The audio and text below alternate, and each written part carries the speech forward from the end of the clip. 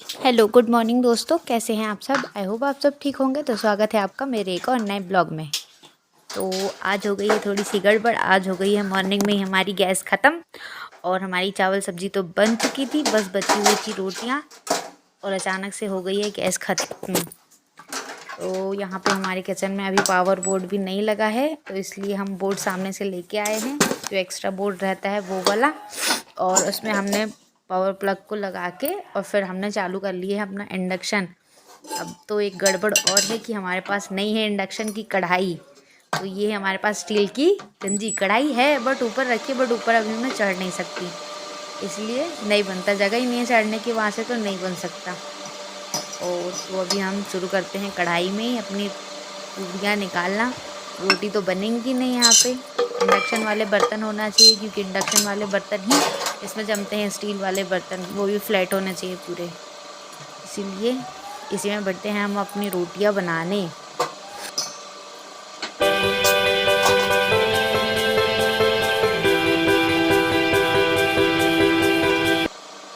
किसी ने क्या खूब लिखा है ना कि असफलता ही सफलता का मार्ग होती है, क्योंकि यह बिल्कुल सही है कि सफलता की मंजिल तक पहुंचने के लिए तो असफलता की सीढ़ियां चढ़कर ही जाना होता है ना।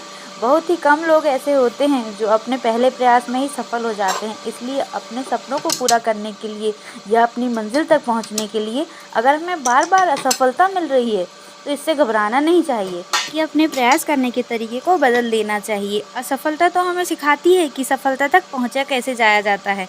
वास्तव में अगर देखा जाएगा तो असफलता एक अच्छे टीचर की तरह है, जो हमें सिखाती है कि हमारी गलतियों पर ध्यान देने और उन गलतियों से सीख लेकर फिर से प्रयास करने के लिए प्रोत्साहित करती है। हमारी टीचर जैसे असफलता होती है, हमारा मार्गदर्शन करती है, और जो भी अपनी गलतियों से सीखकर आगे बढ़ता है वह एक न एक दिन सफल ज़रूर होता है।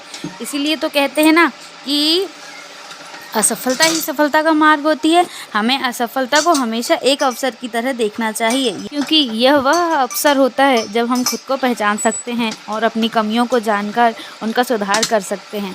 तो इसीलिए तो कहते हैं कि असफलता ही सफलता का मार्ग होती है। असफलता के मार्ग पर चलना ही पड़ता है। अगर आपको सफल होना है तो आपको बार बार असफलता का सामना करना ही पड़ेगा, तभी आप एक दिन सफल हो पाएंगे।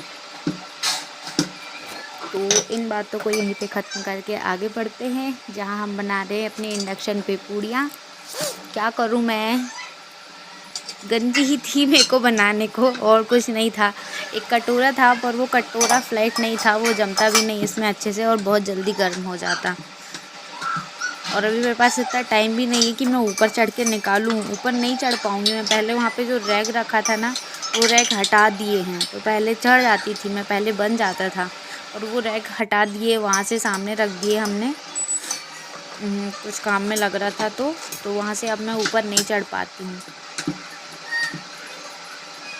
इसीलिए अब मेरे को गंजी में ही बनाना पड़ रहा है पूड़ियाँ। कहते हैं ना, मुसीबत आती है तो सब तरफ से आती है। मजबूरी का नाम महात्मा गांधी है। ये तो करना ही था और करना ही पड़ा, क्योंकि नहीं तो फिर रोटी मत खाओ। गैस आएगी शाम तक या कल आती, क्या मालूम। इसलिए अभी तुरंत के लिए तो रोटी बनानी पड़ेगी, आई मीन पूड़ियाँ बनानी पड़ेगी। अच्छा, मेरे को कमेंट में बताओ कि किसको किसको ऐसी मजबूरी आई कभी कभी कढ़ाई छोड़ के गंजी में पूड़ियाँ तलनी पड़ी है। कमेंट में ज़रूर बताना, जो जो लोग देख रहे हैं, जिसके जिसके साथ ऐसा हुआ है। कि बहुत कम लोगों के साथ ऐसा हुआ होगा, मेरे जैसे नमूने।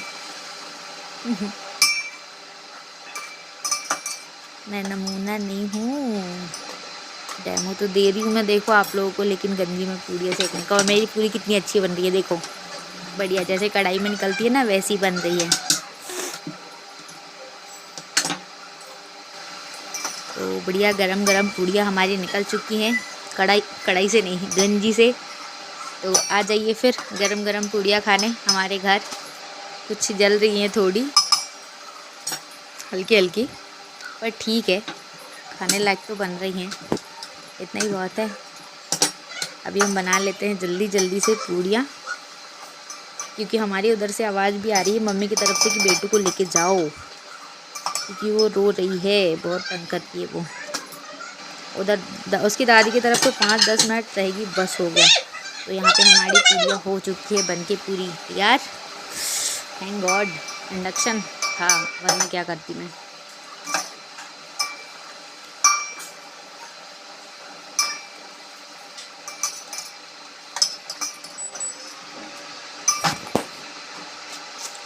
तो हमारी पूरियाँ हो चुकी है। अब हम चलते हैं इधर, आ गए हम सिंक में। अब हम धुल लेंगे हमारे बर्तन।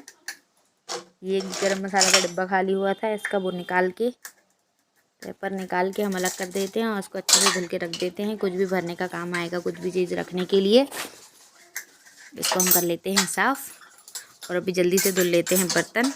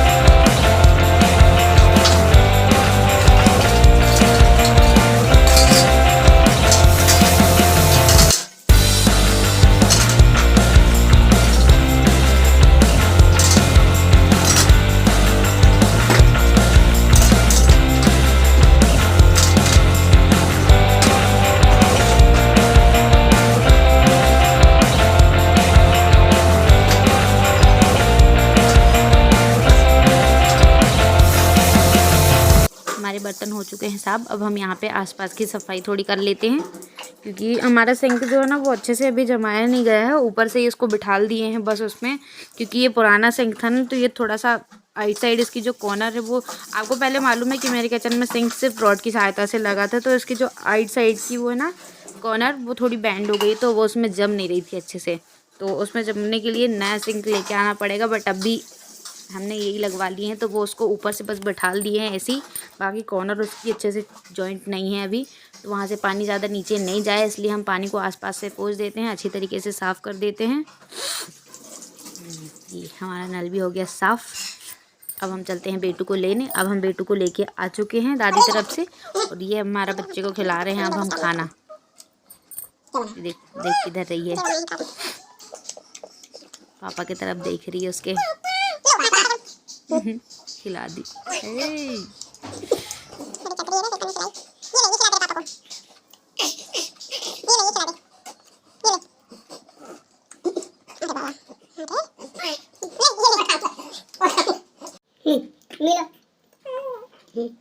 हमको खिला दो, तुमको खा लो तुम्हारे हाथ से। हम खा लेंगे ना यार, कान धोना हो गए।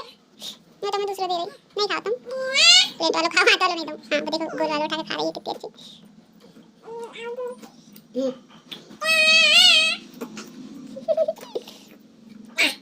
प्लेट नीचे भी तो रख लिया करो ऐसे। हमने बना दिए गोल, अब खाओ।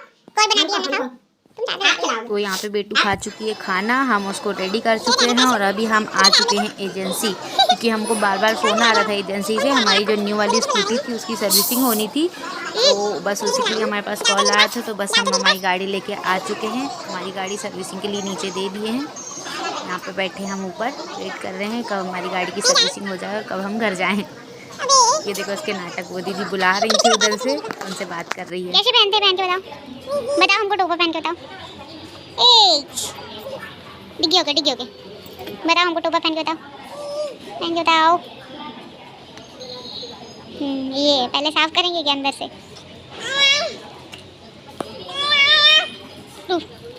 पहन लो मुंडी में पहन लो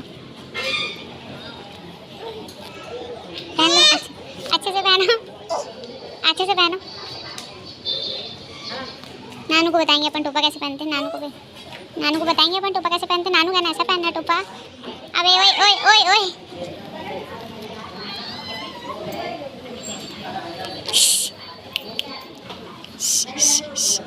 लुढ़क जाएंगी ना, टकली फूट जाएंगी ना इधर।